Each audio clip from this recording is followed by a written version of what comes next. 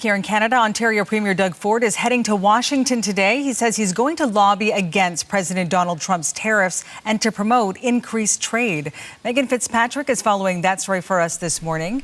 Megan, what more can you tell us about Doug Ford's trip this week?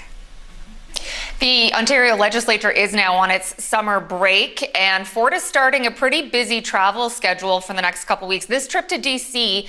is the first of 3 trips he's making south of the border in the next couple weeks. After Washington, he's headed to South Carolina in 2 weeks for a meeting with eastern state governors as well as eastern provinces, premiers.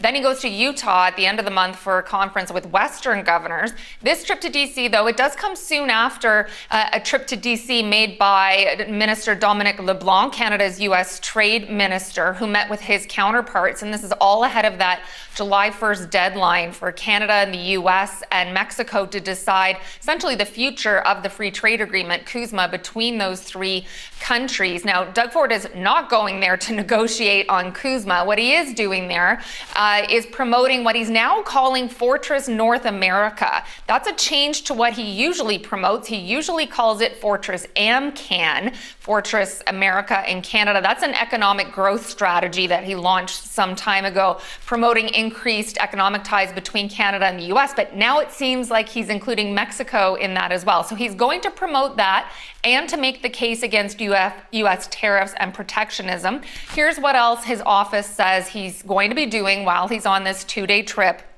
They say in a statement that Premier Ford will be going to Washington for 2 days, during which time he'll meet with elected officials and business leaders to launch Fortress North America, a bold vision for how Canada, the U.S., and Mexico can work together to lower costs, create a jobs boom, and protect our shared security. Now, we don't know exactly which politicians he's meeting with or which business leaders, but we do know part of his itinerary includes co-hosting a reception with Ross Perot Jr. He's a very wealthy real estate developer. That name might be familiar to some. He's the son of Ross Perot, who was a U.S. presidential candidate back in the 1990s, an independent candidate. Ross Perot Jr., though, is currently the U.S. Chamber of Commerce head. And so we know he will be meeting with him and hosting this reception. This trip to Washington has been criticized by opposition leaders here at Queen's Park, saying Doug Ford tends to do more harm than good when it comes to U.S. and Canada trade. They were citing that ad that Ontario ran last fall featuring Ronald Reagan and what he said about tariffs that angered President Donald Trump and led to the collapse of trade talks that were ongoing.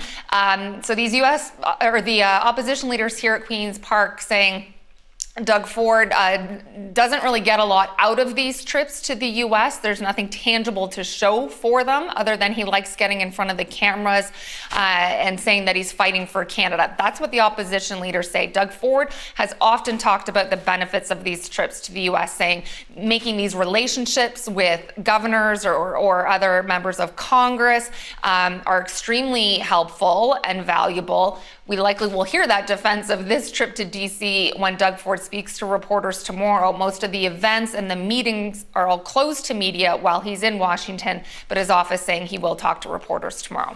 All right. Thanks so much for this, Megan. You're welcome.